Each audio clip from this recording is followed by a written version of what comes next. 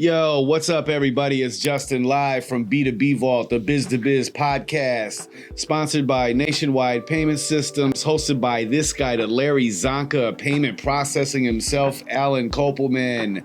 And we'll be providing you educational information about fintech, small business, payment processing, and the technology businesses are using in the world today. And in today's podcast, it's a special podcast. We'll be giving thanks and just, talking about Thanksgiving. Yeah. And stuff we're thankful for.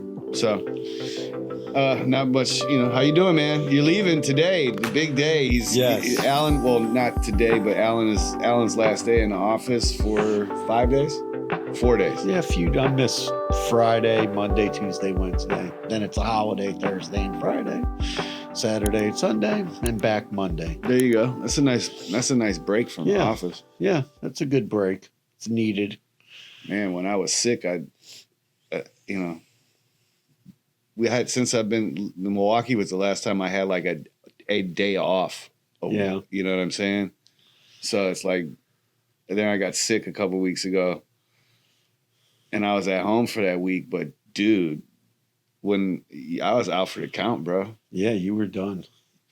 Samantha's That's no sick. Fun. I was sick. Yes, Samantha was sick a couple of days. Sean was sick a couple of days. That Anna, respiratory thing that's going around? Anna got sick. Her husband got sick. I had it, remember? I was the first one to get it. The lady thing. Anyway, this one woman I know, she was in the hospital. I was out. You guys were yelling at me. Don't come in here coughing. Get out of here. I know. That's like the day when Samantha came back last Thursday. I looked at her. I'm like, what are you even doing here? Yeah, you can work at home. She missed us, We have a, but we have a good group dynamic. When you sit at home for so long too, like I get stir crazy. Like there's only so much I can do inside of the house. And and when you're feeling bad, like you can't really like do strenuous stuff like work around the house. So I just end up going nuts. And so you have to come and do something. So what's the Thanksgiving like? What's the special thing like you make, or your family makes, or maybe something your mom used to make when you were a kid, like for Thanksgiving? Yeah, my mom never made anything, sir. Oh, okay. Well, what does your wife make?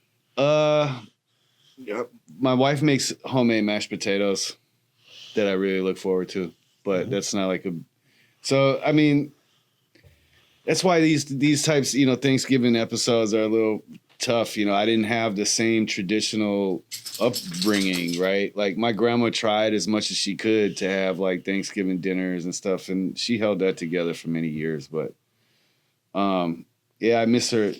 My little cousin used to call them bouncy balls, and what they are is Brussels sprouts. Okay.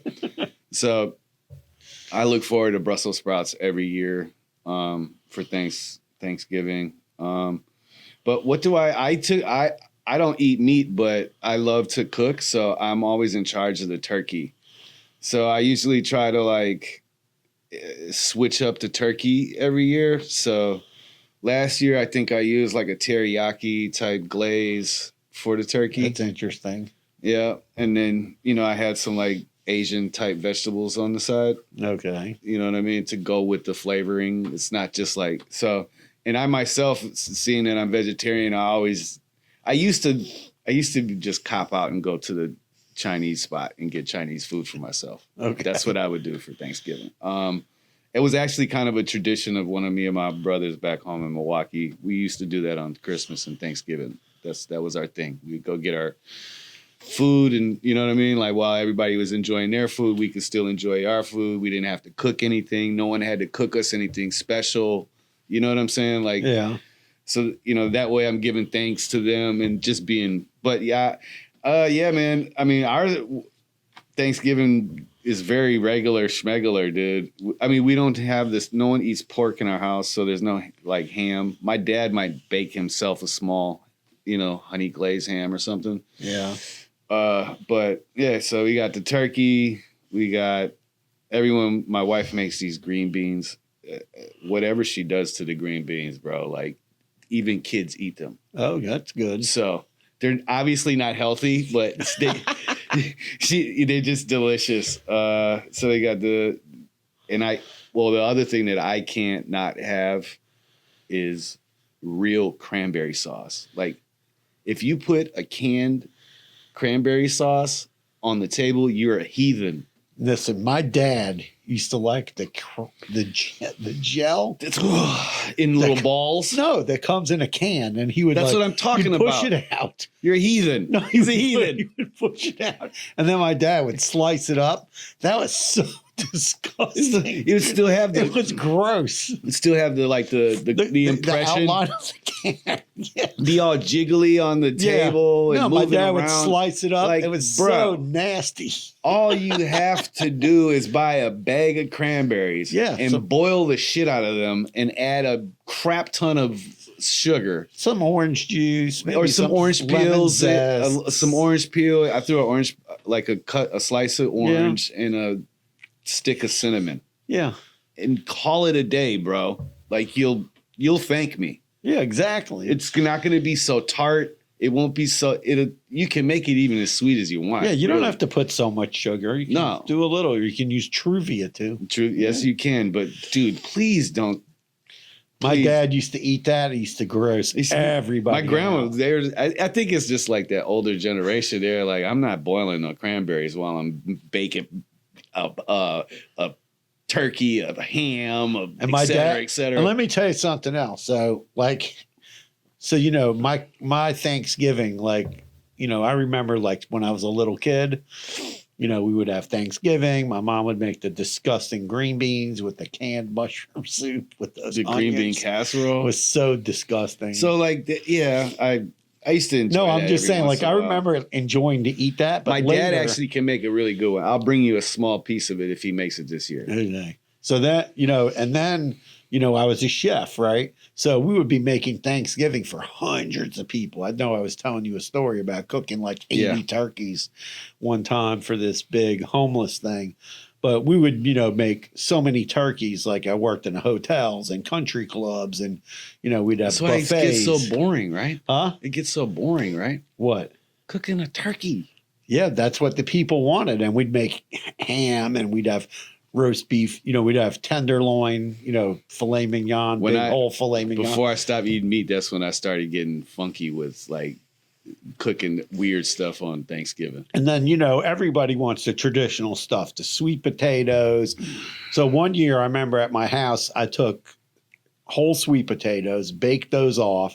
Then I made like I scooped out the inside of the sweet potato, mixed it up with butter, cinnamon, sugar, put it back in, then put marshmallows on them, and then you made candied yams. No, but I baked it inside the actual sweet potato.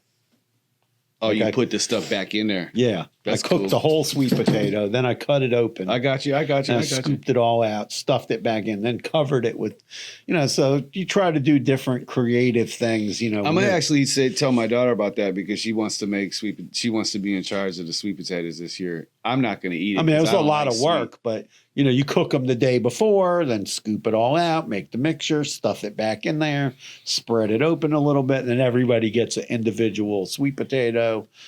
You know, you got to get a bunch of smaller ones, medium size. That's a good idea. So, you know, I always try to come up with creative stuff to do, you know, like creative type vegetables. Yeah, I mean, it's been difficult since we moved down here, and like, you know, because we having 6 kids, and basically everyone would come to our house to eat. Like my daughter just said it. We was in the car this weekend. She was like, "Dad, do you miss Sundays?" Because it was Sunday. Yeah. And on Sundays I would just barbecue. Right. So I would go to the grocery store early in the morning, and I'd buy sometimes 50 pounds of meat, bro, just because I felt like feeding the fam. You know what I mean? And then I'd shoot the text like, "Yo, come through. I'm barbecuing. You know, if you want something special, but you don't need to bring nothing." Right. And I mean, there'd be times when I'd have 150 people in my backyard. Wow, that's a lot. Yeah, dude. Like, and I guess, but you know, it was fun, right? When I think about it, but when I tell her, like, you do realize, like, me and your mom funded these Sundays for years, like with zero help. You know what I'm saying? Like, Yeah. no one would give us money for all the money that we would do. Like, there'll be a couple $100 on every weekend, bro. Yeah.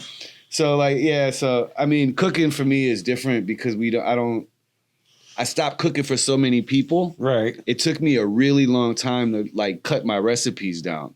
So like my food wasn't tasting the same and all this other stuff. So now I'm kind of in a bit of a groove. So I don't know what my wife bought these turkey cutlets. Yeah. But they're not turkey, right? It's vegan.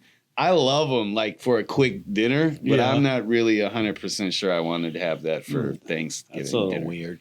And I remember like when I had my restaurant, I would make Thanksgiving, we would make stuff, we would cater for a few people because I had a limited amount of ovens, you know? So we'd have a few people. I would do like their whole Thanksgiving. They would come and pick everything up and take it to their house. Then I would have 1 or 2 Thanksgiving settings in the restaurant. And then the last one was my whole family. Dude, it used to be really funny. So back in those days, like my Uncle Bernie was still around. My stepdad, Jerry, was alive. There would be, my mom would invite some of her friends. So these guys would come in the kitchen, you know, and I would have cooked, let's say 20 or so turkeys that day, right? Mm-hmm. They'd come in the kitchen. They would be like, oh, where's the pupik? Where's the pupik? And my dad told me when I was a kid that was the belly button of the turkey, but that wasn't what it was. It was the butt, right? And they would eat the butt. They would eat those.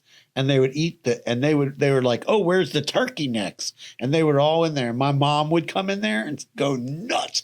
What are you doing? Do you know how much cholesterol is in those things? Oh yeah.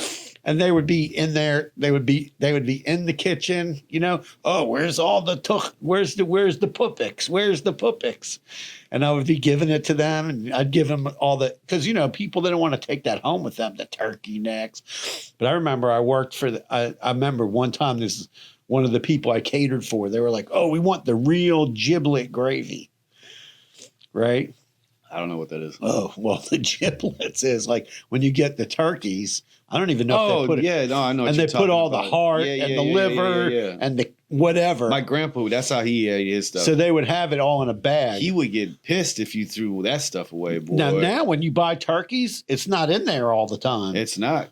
That for some reason, like they don't give it to you anymore. Because they've got smart. They sell turkey necks on the side now. They sell turkey livers. The neck is in there usually and the pupik, but not the giblet. Sometimes it doesn't come with it. So I would take I don't know. So I remember I bought turkeys one year and there was the giblet bags weren't in there, right? So I called the guy up. I go, bro, I said, I got a, called the meat company. I said, I got this client. They wanted me to make them the real giblet gravy. You got to go get me the stuff, right? And I wouldn't eat that. That's gross. You got to cook all the stuff and then chop it up and throw it into the mixer. Throw it into the gravy, and make the gravy. Yeah. Most people want nowadays people want a light au jus. They don't want like that thick brown gravy. My kids love that thick. No, but we used to make it like when I worked in Georgia and Texas, everybody wants the thick brown gravy. Country gravy, man. Country gravy. Yeah, you got to make the real country gravy, make a roux with flour and butter and my dad and add in the drippings. I remember I was making gravy one year for Thanksgiving. He came in the kitchen and I was pouring a pack in there and he got so mad at me and he was like, "Step to the side." And he was like, "Watch this." And he literally whipped up some gravy in like 27 seconds. And I'm like, "Oh, that's it?" And he said, "Yeah, man, that's it. Stop buying that shit." We used to make like... You're right. I'm not ever buying that again. No, but like at my restaurant, or even at the hotel, forget it. We would have 500-600 people. We had like a huge steam kettle things and we would buy, 100 pounds of cranberries and make cranberry sauce. Oh, man. And people and we had people begging. She starts boiling it super early in the morning for me. Yeah. And I just love the way it's almost like a natural potpourri. Yeah. It's so good. And people used to want to take some of it home and all that. And I used to have to make tons and tons of it. One time my boss came in. He's like, "What the heck are you guys doing with all the he saw like all the boxes of fresh cranberries. He's like, "What are you doing with all that?" I said, "Oh, we got to have cranberry sauce at Thanksgiving. Got to cook it. It's going to take the whole day to make this thing, right?" And he's like, "Why so much?" And I was like, "Because people ask. We have orders for like, I don't know, like 6 32-ounce containers. We had orders for like 100 of those. So I had to make like 2 huge batches. Yeah. Because, once you cook it, it cooks down. Yeah, I mean, you need a lot of cranberries. Yeah. I mean, when I say a bag, you got to get yourself 2 bags of cranberries. Yeah, it was crazy. But at least 2 pounds or whatever. Just get yourself 2 big bags of cranberries. You'll be good. And then this year, my mom, she didn't want to make Thanksgiving anymore. And, so we had limited Thanksgivings a few years, unless one of my brothers shows up. My Aunt Mary Jane, when my grandma got too old to take over, to cook for Thanksgiving, my Aunt Mary Jane took over, and we would go to her house.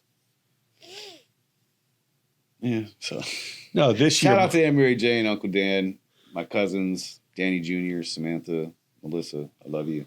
So this year, my brother's coming in with his wife and 2 of his boys, 2 out of 3 boys.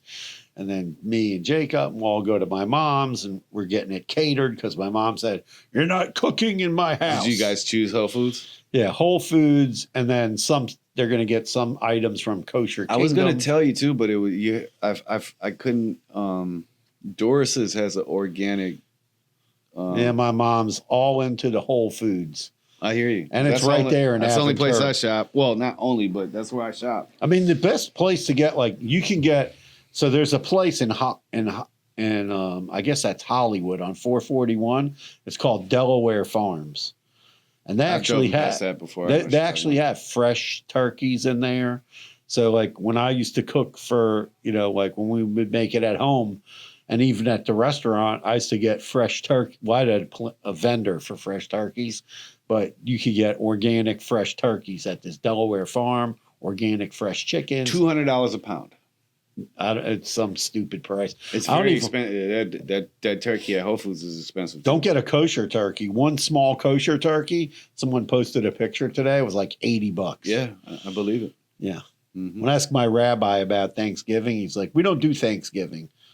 He goes, "Every Shabbat on Friday night is like Thanksgiving at his house." I used to tell my kids that all the time on Thanksgiving. I was like, "We just had Thanksgiving on Sunday." Like literally, that's how like Sundays.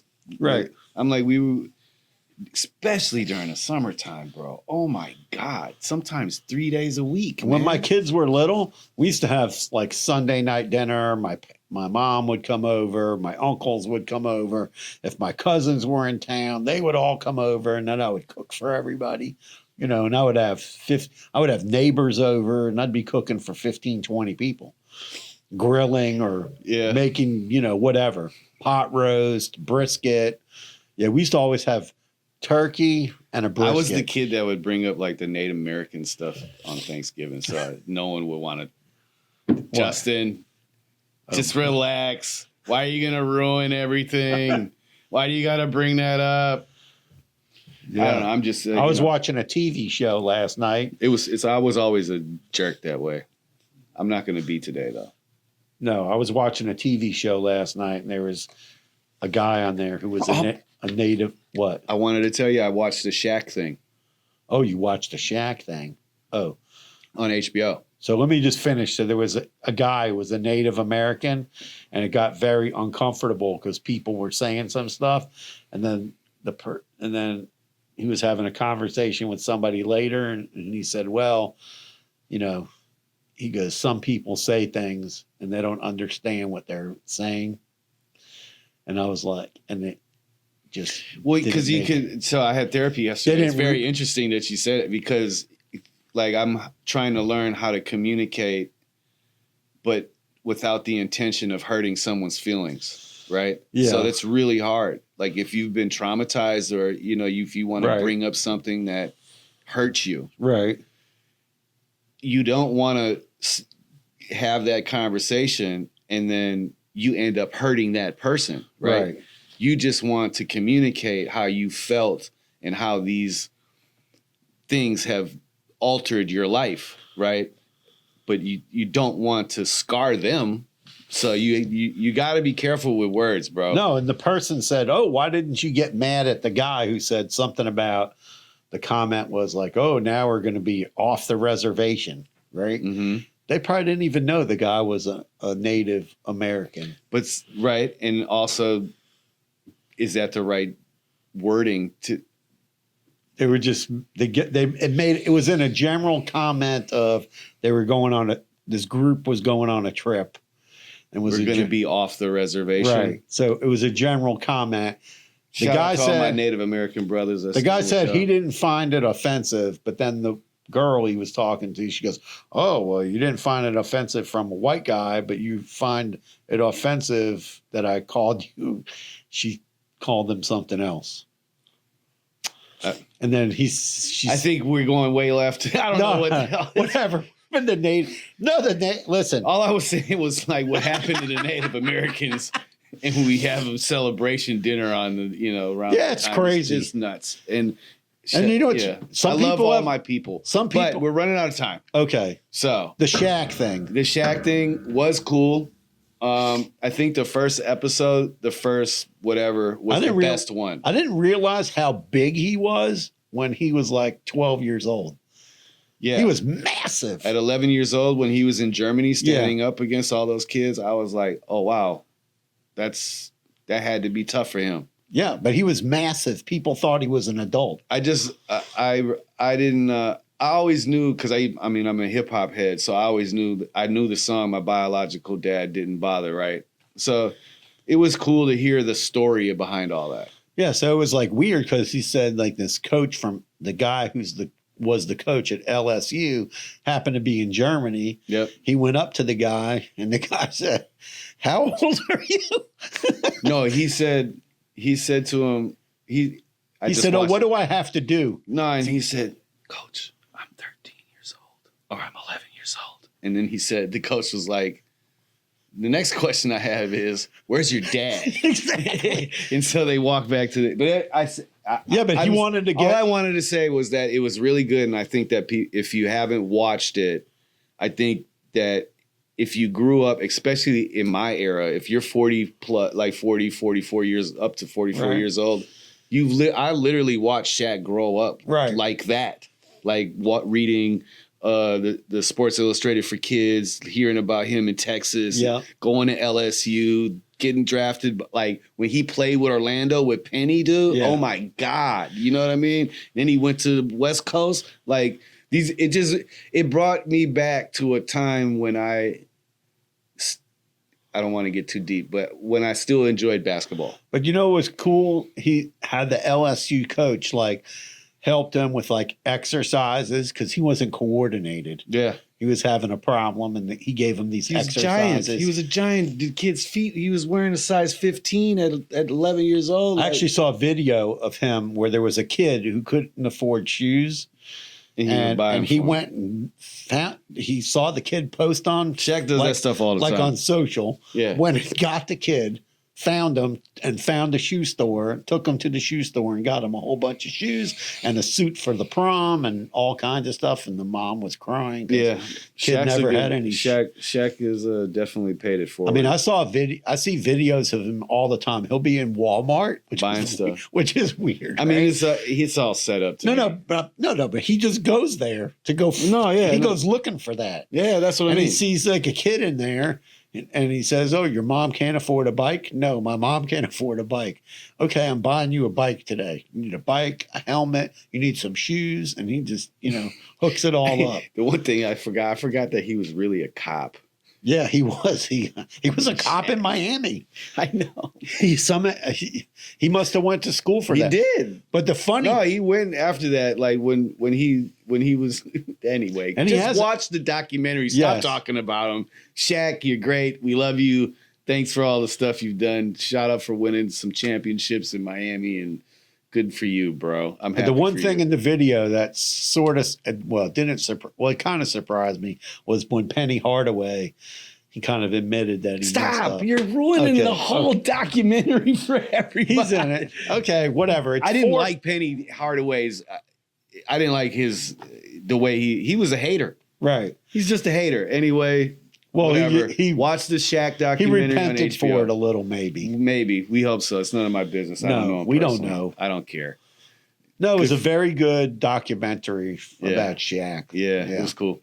So, man, before we wrap up, we usually, give thanks and, talk about the stuff that we're thankful for.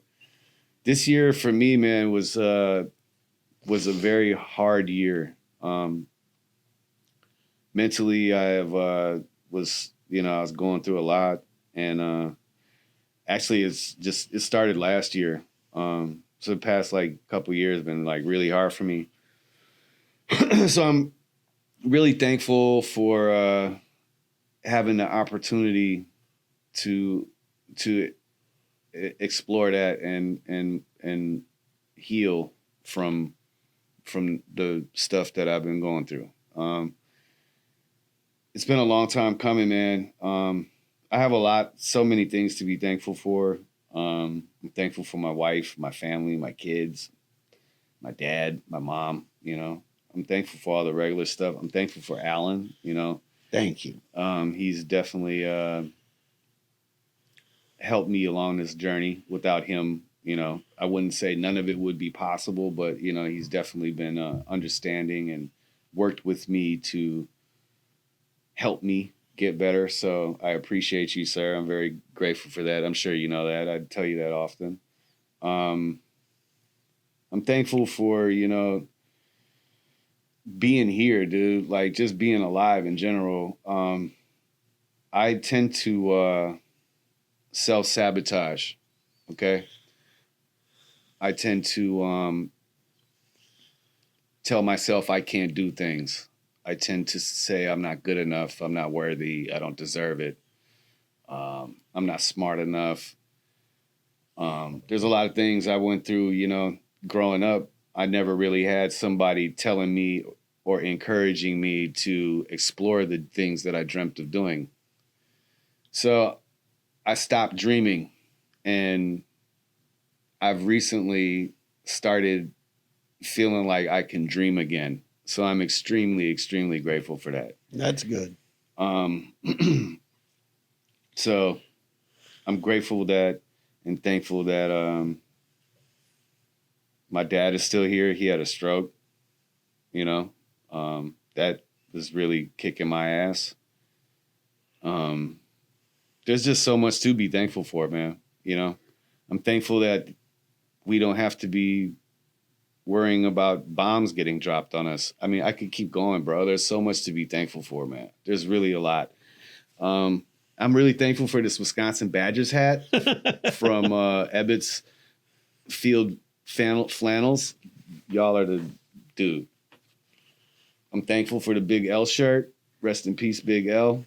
Shout out to DJ Premier.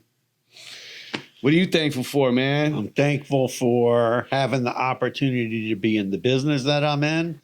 I'm thankful for been doing it for a really long time, and in the last couple of years, getting a lot of recognition for whatever. I don't think whatever, being having opportunities to write articles, do the podcast, hear from people how they enjoy what we do.